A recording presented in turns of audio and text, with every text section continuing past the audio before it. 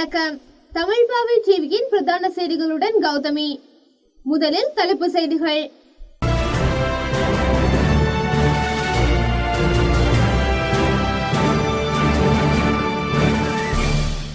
இலங்கையின் 8வது பாராளுமன்ற தேர்தல் சுமூகமானதும் மந்தமானதுமான முறையில் நிறைவு. ஜனாதிபதி மைத்ரிபால சிறிசேனாவும் முன்னாள் ஜனாதிபதி மஹிந்த ராஜபக்சவும் அளுத்கம கந்தே விகாரையில் தேர்தல் வழிபாடு. இலங்கையில் நடைபெறும் பாராளுமன்ற பொது தேர்தல் குறித்து வெளிநாட்டு கண்காணிப்பாளர்கள் இலங்கைக்கு பாராட்டு. வார இறுதி பத்திரிகைகளை இன்றைய தினம் விற்பனை செய்யக்கூடாது, தேர்தல் ஆணையாளர் கடுமையான உத்தரவு. பாகிஸ்தானிய பஞ்சாப் மாகாண அமைச்சரின் அரசியல் அலுவலகம் மீது தற்கொலை குண்டு தாக்குதல். சீனாவில் பயங்கர வெடி விபத்து ஏற்பட்ட ரசாயன கிடங்கில் சட்டவிரோதமாக நூற்றுக்கணக்கான டன் சோடியம் சயனைடு சேமிப்பு. இனி விரிவான செய்திகள். முதலில் உள்நாட்டு செய்திகள். 8வது பாராளுமன்ற தேர்தலுக்குரிய வாக்களிப்பு குறிப்பிட்டது போன்று காலை 7 மணிக்கு ஆரம்பமாகி சுமூகமான நடைபெற்று முடிந்துள்ளது. வாக்காளர்கள் காலையிலேயே வாக்களிப்பு நிலையங்களுக்கு திரளாக சென்று மிக சுறுசுறுப்புடனும் ஆர்வத்துடனும் வாக்களித்தனர். 2015 பாராளுமன்ற தேர்தல் வாக்களிப்பு அமைதியான முறையில் இடம்பெற்றதாக தேர்தல்கள் செயலகம் தெரிவித்துள்ளது. இன்று மாலை 4 மணி வரை வாக்காளர்கள் தமது வாக்களிப்பு உரிமையை பயன்படுத்திக் கொள்ள சந்தர்ப்பம் வழங்கப்பட்டது. அதேவேளை கடந்த காலங்களை விட இம்முறை வாக்களிப்பு நிலையங்களில் கூடுதலான பாதுகாப்பும் வழங்கப்பட்டுள்ளது. ஒவ்வொரு வாக்களிப்பு நிலையங்களிலும் நிலையங்களுக்கு அருகாமையிலும் வீதிகளிலும் போலீசார் அதிகமாக நிறுத்தப்படப்பட்டுள்ளதுடன் சிவில் உடையிலும் காணப்பட்டனர். அத்துடன் போலீஸ் அதிகாரிகள் வாகனங்களில் மாறி மாறி வாக்களிப்பு நிலையங்களுக்கு சென்று கண்காணிப்பு நடவடிக்கையில் ஈடுபட்டு வருவதை காணக்கூடியதாக இருந்தது. மேலும் மலையக மக்கள் மிக ஆர்வத்துடன் வாக்களித்திருந்தனர். இந்நிலையில் 2 மணி வரை வாக்களிப்பு வீதம் காலியில் 50 வீதமும், கேகாலையில் 50 தொடக்கம் 60 வீதமும், இரத்னபுரி மாவட்டத்தில் 55 வீதமும், பதுளை மாவட்டத்தில் 40 வீதமும், அனுராதபுரத்தில் 60 வீதமும், புத்தளத்தில் 50 வீதமும், குருநாகல் மாவட்டத்தில் 55 வீதமுமாக அமைந்திருந்தது. இதேவேளை மாத்தளையில் 60 வீதமாகவும், நுவரெலியாவில் 50 வீதமாகவும், யாழ்ப்பாணத்தில் 44 வீதமாகவும், வென்னியில் 60 வீதமாகவும், மட்டக்களப்பில் 38 வீதமாகவும், திகாமடுல்லையில் 60 வீதமாகவும், திருகோணமலை மாவட்டத்தில் 60 வீதமாகவும் அமைந்திருந்தது. ஜனாதிபதி மைத்ரிபால சிறிசேனவும் முன்னாள் ஜனாதிபதி மஹிந்த ராஜபக்சவும் தேர்தல் நடைபெறுவதற்கு முன்னதாக அளுத்கம கந்தே விகாரையில் வழிபாடுகளில் ஈடுபட்டுள்ளனர். ஜனாதிபதி மைத்ரிபால சிறிசேன நேற்று முன்தினம் மாலை அளுத்கம கந்தே விகாரைக்கு சென்று வழிபாடுகளில் ஈடுபட்டுள்ளார். அறிவிக்காமல் திடீரென்று இவ்வாறு குடும்ப உறுப்பினர்களுடன் நேற்று முன்தினம் மாலை 6:35 முதல் 7:05 வரையில் வழிபாடுகளில் ஈடுபட்டுள்ளார். மிகவும் வரையறுக்கப்பட்ட பாதுகாப்பு உத்தியோகத்தர்களுடன் அவர் இவ்வாறு வழிபாடுகளில் ஈடுபட்டுள்ளார். ஜனாதிபதியின் வருகை விகாரையில் அமைக்கப்பட்டுள்ள போலீஸ் சோதனை சாவடிக்கு கூட அறிவிக்கப்படவில்லை என்பது குறிப்பிடத்தக்கது. இதேவேளை முன்னாள் ஜனாதிபதி மஹிந்த ராஜபக்ச ஹெலிகாப்டர் ஊடாக கந்தே விகாரைக்கு நேற்று சென்றுள்ளார். வேட்பாளர்களாக குமார வெல்கம, ரோஹிதா அபேகுணவர்த்தன மற்றும் PL நிசாந்த ஆகியோரும் முன்னாள் ஜனாதிபதியுடன் இவ்வாறு விகாரைக்கு வழிபாடுகளில் ஈடுபடும் நோக்கில் சென்றுள்ளனர். ஹெலிகாப்டர் மூலம் கட்டுக்குருந்த முகாமிற்கு சென்று அங்கிருந்து வாகனம் வழியாக கந்தே விகாரைக்கு சென்றுள்ளனர். மிக முக்கியமான தேர்தல் நடைபெறவுள்ள நிலையில் ஜனாதிபதியும் முன்னாள் ஜனாதிபதியும் ஒரே விகாரைக்கு சென்று வழிபாடுகளில் ஈடுபட்டமைக்கான காரணம் எதுவும் வெளியிடப்படவில்லை. இந்நிலையில் அளுத்கம கந்தே விகாரை வரலாற்று சிறப்புமிக்க பௌத்த விகாரைகளில் ஒன்று என்பது குறிப்பிடத்தக்கது. வாக்களிப்பு நிலையத்திற்கு அருகில் வேட்பாளர் ஒருவரின் இலக்கம் மற்றும் சின்னங்களுடன் கூடிய அட்டைகளை பகிர்ந்து கொடுத்து கொண்டிருந்த 2 கைது செய்யப்பட்டுள்ளனர். ரம்புக்கண்ண பிரதேசத்தின் வாக்களிப்பு நிலையம் ஒன்றின் அருகிலேயே இவ்வாறு அட்டைகள் பகிரப்பட்டுள்ளது. இன்று காலை 8 மணியளவில் கைது செய்யப்பட்ட 2 வேட்பாளர் ஒருவரின் சகோதரர்கள் என காவல்துறையினர் தெரிவித்துள்ளனர். இதன்போது மோட்டார் வாகனம் ஒன்று மற்றும் சிறிய அட்டைகளும் காவல்துறையினரால் கைப்பற்றப்பட்டுள்ளது. இதேவேளை சந்தேக நபர்களை கேகாலை நீதிமன்றில் ஆயர்படுத்த உள்ளதாக காவல்துறையினர் குறிப்பிட்டுள்ளனர். இலங்கையில் நடைபெறும் பாராளுமன்ற பொது தேர்தல் குறித்து வெளிநாட்டு கண்காணிப்பாளர்கள் இலங்கைக்கு பாராட்டை வெளியிட்டுள்ளனர். தேர்தலுக்கு பொறுப்பான பிரதி போலீஸ் மா அதிபர் காமினி நவரட்ன இதனை தெரிவித்துள்ளார். இம்முறை நாடாளுமன்ற தேர்தல் மிகவும் அமைதியான முறையில் நடத்தப்படுகின்றது. இது முழு உலகத்திற்கும் முன்னுதாரணமாக காணப்படுகிறது என தேர்தல் கண்காணிப்பாளர்கள் தெரிவித்துள்ளனர். போலீஸ் தலைமையகத்தில் வெளிநாட்டு தேர்தல் கண்காணிப்பாளர்களுடன் நடத்தப்பட்ட சந்திப்பின் போது இந்த விடயம் குறித்து குறிப்பிடப்பட்டுள்ளது. 36 பேரை கொண்ட வெளிநாட்டு கண்காணிப்பாளர்கள் கடந்த சில தினங்களாக இலங்கையின் பல பகுதிகளுக்கும் சென்று கண்காணிப்புகளை நடத்தியுள்ளனர். பாரிய அளவில் தேர்தல் வன்முறை சம்பவங்கள் எதுவும் பதிவாகாமை மகிழ்ச்சி அளிப்பதாக தெரிவித்துள்ளனர்.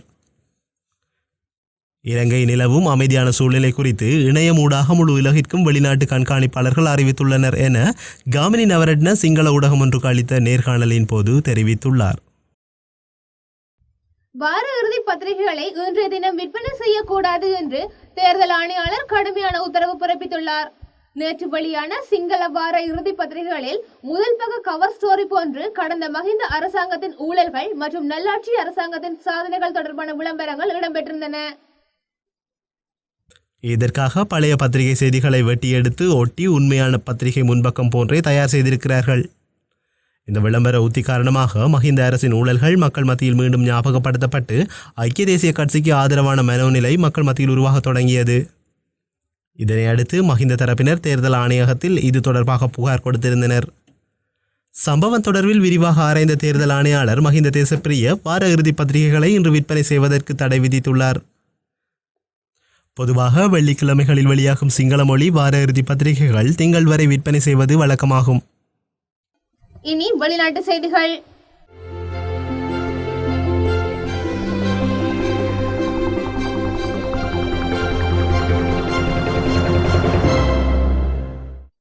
அகதி முகாம்களின் மீதான ஜெர்மனியர்களின் தாக்குதல் நடவடிக்கைகளை கண்டித்து பேசிய அதிபர் ஏஞ்சலா குடியேறுவோர் பிரச்சினை பெரும் சவால் என்று கூறியுள்ளார்.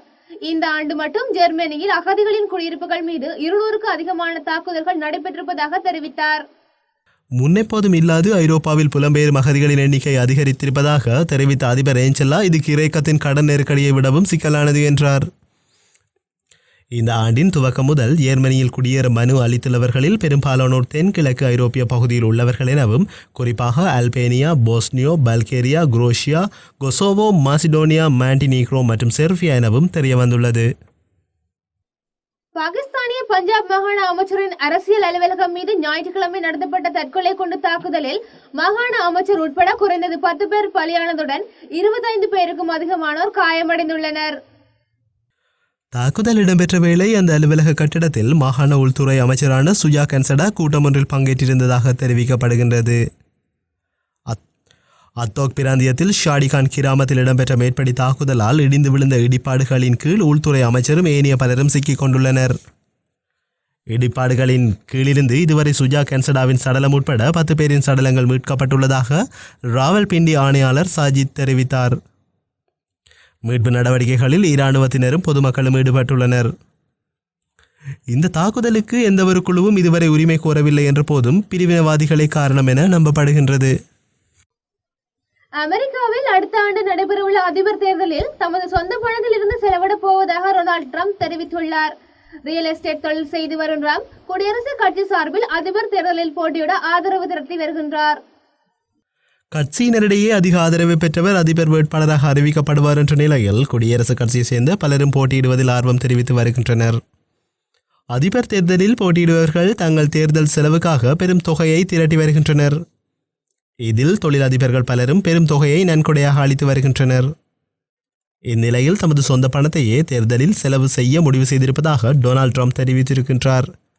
மேலும் நன்கொடை அளிப்பவர் பிரதிபலனை எதிர்பார்ப்பவர் எனவும் ஆண்டுக்கு ரூபாய் 2600 கோடி வருவாய் ஈட்டுவதாகவும் தேர்தலில் 6500 கோடி செலவானாலும் அதற்கு தாம் தயார் எனவும் அவர் தெரிவித்துள்ளார். அண்மையில் வெளியான கருத்து கணிப்பின்படி குடியரசுக் கட்சி வேட்பாளர்களிடையே 22% ஆதரவு பெற்று டொனால்ட் ட்ரம்ப் முன்னிலையில் இருக்கின்றார் என்பது குறிப்பிடத்தக்கது. சீனாவில் பயங்கர வெடிவிபத்து ஏற்பட்ட ரசாயன கிடங்கில் சட்டவிரோதமாக நூற்றுக்கணக்கான டன் சோடியம் சயனைடு சேமிக்கப்பட்டிருந்தது தெரிய வந்துள்ளது. சீன நாட்டின் டியானி நகரில் அமைந்துள்ள துறைமுகத்தை ஒட்டியுள்ள ரசாயன கிடங்கு ஒன்றில் கடந்த 12ஆம் தேதி 2 பயங்கர வெடி விபத்துகள் ஏற்பட்டது. இதில் பொதுமக்கள், ஊழியர்கள், தீயணைப்பு வீரர்கள் என 112 பேர் சிக்கி உயிரிழந்துள்ளனர். மேலும் 722 பேர் மருத்துவமனையில் சேர்க்கப்பட்டுள்ளனர். இவர்களில் 58 பேரின் உடல்நிலை கவலைக்கிடமாக உள்ளதாகவும் தெரிவிக்கப்பட்டுள்ளது. இந்நிலையில் வெடி விபத்து ஏற்பட்ட சேமிப்பு கிடங்கில் நூற்றுக்கணக்கான டன் சோடியம் சயனைடு எனும் கொடிய விஷ ரசாயனம் சேமிக்கப்பட்டிருந்தது தற்போது தெரிய வந்துள்ளது. இந்த சோடியம் சயனைடு ரசாயனம் கலந்த நச்சுக்காற்றை சுவாசித்தால் அல்லது உட்கொண்டால் அது ஆக்சிஜன் செயல்பாட்டை முடக்கி மரணத்தை ஏற்படுத்தும். வெடி விபத்து பகுதியில் டன் கணக்கில் சேமிக்கப்பட்டிருந்த சயனைடு ரசாயனத்தில் 70% சட்டத்திற்கு புறம்பானது என்ற தகவலை அந்நாட்டு இராணுவம் உறுதி செய்துள்ளது. மேலும் 217 பேரை கொண்ட ரசாயனம் மற்றும் அணு வல்லுநர்கள் குழு ஒன்று சம்பவ இடத்துக்கு விரைந்துள்ளது. சீன ஊடகங்களின் தகவல் படி 700 டன் சோடியம் சயனைடு இருக்கலாம் என தெரிய வந்துள்ளது.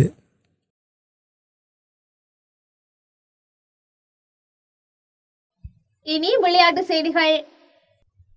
இந்திய அணியை தனது பந்துவீச்சு திறமையால் திணற வைத்த ஹெராத் 3வது அதிக விக்கெட்டை கைப்பற்றிய இடதுகை சுழற்பந்து வீச்சாளர் என்ற பெருமையை பெற்றுள்ளார்.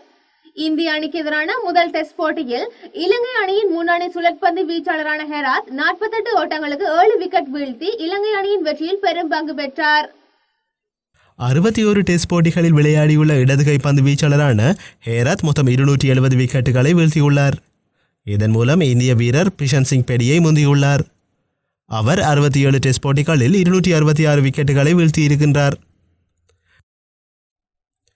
இடதுகை பந்து வீச்சாளர்களில் அதிக விக்கெட்டை கைப்பற்றியவர்கள் தரவரிசையில் நியூசிலாந்தை சேர்ந்த வெட்டோரி 113 டெஸ்ட் போட்டிகளில் 362 விக்கெட்டுகளை வீழ்த்தி முதலிடத்தில் இருக்கின்றார். இங்கிலாந்து நாட்டை சேர்ந்த டெரிக் ஆண்டவுட் 297 விக்கெட்டுகளை கைப்பற்றி 2வது இடத்திலும் உள்ளார். தென்னாப்பிரிக்காவுக்கு எதிரான 2வது T20 போட்டியில் நியூசிலாந்து அணி 32 ஓட்டங்கள் வித்தியாசத்தில் வெற்றி பெற்றது. தென்னாப்பிரிக்கா நியூசிலாந்து அணிகளுக்கு இடையிலான 2வது சர்வதேச T20 போட்டி செஞ்சுரியனில் நேற்று நடைபெற்றது. இதில் நாணய சுழற்றில் வென்ற நியூசிலாந்து தலைவர் வில்லியம்சன் துடுப்பெடுத்து ஆட முடிவு செய்தார். இதன்படி முதலில் துடுப்பெடுத்தாடிய நியூசிலாந்து அணிக்கு தொடக்க ஆட்டக்காரர்களான கோப்டில் அணித்தலைவர் வில்லியம்ஸ் நல்ல தொடக்கம் கொடுத்தனர். வில்லியம்சன் 25 ஓட்டங்களில் ஆட்டமிழக்க டாம் லதாம் 3 ஓட்டங்களுடன் வந்த வேகத்தில் வெளியேறினார். அதிரடியில் மிரட்டிய காப்டில் 35 பந்தில் 60 ஓட்டங்கள், 3 சிக்ஸர் 6 பவுண்டரி அடங்கலாக எடுத்து ஆட்டமிழந்தார். அடுத்து வந்த எலியாட் 20 ஓட்டங்களுடனும் நிஷாம் 28 ஓட்டங்களுடனும் ஓரளவு ஓட்டங்களை குவித்தனர். ரொஞ்சி 6 ஓட்டங்களுடனும் 20 ஓவர்கள் முடிவில் நியூசிலாந்து 7 விக்கெட்டுக்கு 177 ஓட்டங்களை எடுத்தது. நாதன் மெக்லம் 1 ஓட்டங்களுடனும் மில்னே 10 ஓட்டங்களுடனும் ஆட்டமிழக்காமல் இருந்தனர். தென்னாப்பிரிக்கா சார்பில் ரபடா 3 விக்கெட்டுகளை வீழ்த்தினார். கடின இலக்கை நோக்கி களமிறங்கிய தென்னாப்பிரிக்கா அணிக்கு தொடக்க ஆட்டக்காரர்களான ஆம்லா 14 ஓட்டங்களுடன் வான்விக் 3 ஓட்டங்களுடன் ஏமாற்றினர். அணித்தலைவர் டி வில்லியர்ஸ் 15 ஓட்டங்களுடன் நிலைக்கவில்லை. ரூசேவ் 26 ஓட்டங்களுடனும் பெகார்டியன் 36 ஓட்டங்களுடனும் டேவிட் மில்லர் 29 ஓட்டங்களுடனும் ஓரளவு கை கொடுத்திருந்தனர். டேவிட் வைஸ் 2 ஓட்டங்களுடனும் பங்கிசே 2 ஓட்டங்களுடனும் வந்த வேகத்தில் போட்டியிலிருந்து வெளியேறினார்கள். இதனால் தென்னாப்பிரிக்கா அணி 20 ஓவரில் 8 விக்கெட்டுக்கு 125 ஓட்டங்கள் மட்டும் எடுத்து 32 ஓட்டங்களால் தோல்வியடைந்தது. கைலபாட் 9 ஓட்டங்களுடனும் ரபாடா 5 ஓட்டங்களுடனும் களத்தில் இருந்தனர். நியூசிலாந்து சார்பில் நாதம் மெக்லம், மெக்லீனகன், சோதி தலா 2 விக்கெட்டுகளை கைப்பற்றினர். முதல் T20 போட்டியில் தென்னாப்பிரிக்கா வெற்றி பெற்றிருந்தது. இந்நிலையில் இந்த வெற்றியின் மூலம் 2 போட்டிகள் கொண்ட இந்த தொடர் 1-1 என்று சமநிலையில் முடிவடைந்துள்ளது. இலங்கை அணிக்கு எதிரான 2வது டெஸ்ட் போட்டியில் இந்திய அணியின் சகலதுறை ஆட்டக்காரரான ஸ்டுவர்ட் பின்னி சேர்க்கப்பட்டுள்ளார். இந்திய கிரிக்கெட் அணி இலங்கையில் சுற்றுப்பயணம் செய்து டெஸ்ட் தொடரில் விளையாடி வருகின்றது. இவ்விரு அணிகளுக்கிடையேயான முதல் டெஸ்ட் போட்டியில் இந்திய அணி தோற்றது. இதற்கு துடுப்பாட்டக்காரர்களின் மோசமான செயல்பாடே காரணமாக அமைந்தது. இந்த டெஸ்ட் தொடரில் இந்திய அணி தலைவர் விராட் கோலி 5 பவுலர்கள் வர்முலாவை பின்பற்றுகின்றார். இந்த புதிய திட்டத்தில் துடுப்பாட்டக்காரர்கள் குறைவாக இருக்கின்றார்கள். 6 மற்றும் 7வது இடத்தில் சிறந்த துடுப்பாட்டக்காரர்கள் அவசியம். தற்போது 6வது இடத்துக்கு சகா உள்ளார். ஆனால் 7வது இடத்திற்கு சரியான நபர் இல்லை. இதனால் அணியின் துடுப்பாட்ட வரிசையை வலுப்படுத்தும் நோக்கத்தில் சகலத்துறை வீரரான ஸ்டுவர்ட் பின்னி சேர்க்கப்பட்டுள்ளார். எதிர்வரும் 20ஆம் தேதி கொழும்பு நடைபெற இருக்கும் 2வது டெஸ்டுக்கு முன் இவர் அணியில் இணைவார். இவர் ஹர்பஜன் சிங்கிற்கு பதிலாக 2வது டெஸ்டில் இடம்பெறலாம் என்று தெரிகின்றது. இந்திய டெஸ்ட் தொடரை தற்காத்து கொள்ள 2வது போட்டியில் கட்டாயம் வெற்றி பெற வேண்டும் என்ற நிலைக்கு தள்ளப்பட்டுள்ளது. இனி வர்த்தக வாணிப செய்திகள். இலங்கை மத்திய வங்கி இன்று வெளியிட்டுள்ள நாணய மாற்று விகிதங்கள். இலங்கை மத்திய வங்கி இன்று வெளியிட்டுள்ள நாணய மாற்று வீதங்கள். அமெரிக்க டாலர் ஒன்றின் கொள்முதல் பெறுமதி $132.35 மற்றும் விற்பனை பெறுமதி $135.55. ஸ்டேர்லிங் பவுண்ட்ஸ் ஒன்றின் கொள்முதல் பெறுமதி $206.37 மற்றும் விற்பனை பெறுமதி $213.29. ஈரோ ஒன்றின் கொள்முதல் பெறுமதி $145.97 மற்றும் விற்பனை பெறுமதி $151.25. சுவிஸ் பிராங்க் ஒன்றின் கொள்முதல் பெறுமதி $134.43 மற்றும் விற்பனை பெறுமதி $139.53. கனேடிய டாலர் ஒன்றின் கொள்முதல் பெறுமதி $100.35 மற்றும் விற்பனை பெறுமதி $104.16. ஆஸ்திரேலிய டாலர் ஒன்றின் கொள்முதல் பெறுமதி $96.67 மற்றும் விற்பனை பெறுமதி $100.81. சிங்கப்பூர் டாலர் ஒன்றின் கொள்முதல் பெறுமதி $93.51 மற்றும் விற்பனை பெறுமதி $96.79. ஜப்பானிய ஜென் ஒன்றின் கொள்முதல் பெறுமதி $1 மற்றும் விற்பனை பெறுமதி $1. இது இன்றைய இலங்கை மத்திய வங்கி வெளியிட்டுள்ள நாணய மாற்று விகிதங்கள். தொடர்பான வானிலை செய்திகள். நாட்டில் எதிர்வரும் 24 மணித்தியாலங்களில் இடியுடன் கூடிய லேசான மழை வீழ்ச்சி ஏற்படக்கூடும் என வானிலை அவதான நிலையம் எதிர்வு கூறியுள்ளது. இதன்படி கொழும்பின் ஆகக்கூடிய வெப்பநிலையாக 31 பாகை செல்சியஸாகவும் ஆக குறைந்த வெப்பநிலையாக 26 பாகை செல்சியஸும் நிலவுகின்றது. யாழ்ப்பாணத்தில் ஆகக்கூடிய வெப்பநிலையாக 30 பாகை செல்சியஸும் குறைந்த வெப்பநிலையாக 26 பாகை செல்சியஸும் நிலவுகின்றது. நுவரெலியா மாவட்டத்தின் அதி உயர் வெப்பநிலையாக 17 பாகை செல்சியஸும் அதி குறைந்த வெப்பநிலையாக 13 பாகை செல்சியஸும் நிலவுகின்றது. மேலும் மட்டக்களப்பு மாவட்டத்தில் அதி உயர் வெப்பநிலையாக 35 பாகை செல்சியஸும் மிக குறைந்த வெப்பநிலையாக 25 பாகை செல்சியஸும் நிலவுகின்றது. இத்துடன் தமிழ் பாவை டிவியின் பிரதான செய்திகள் நிறைவடைகின்றன. வணக்கம்.